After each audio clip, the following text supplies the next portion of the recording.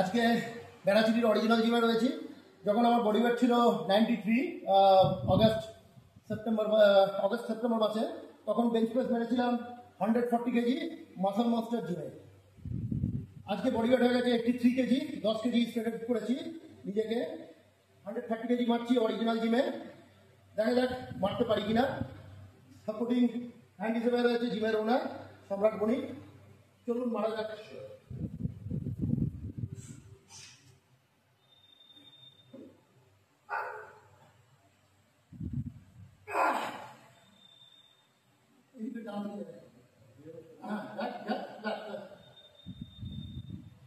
Easy.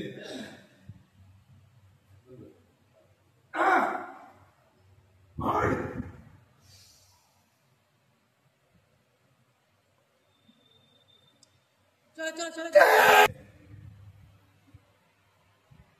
उठाओ उठाओ उठाओ Easy.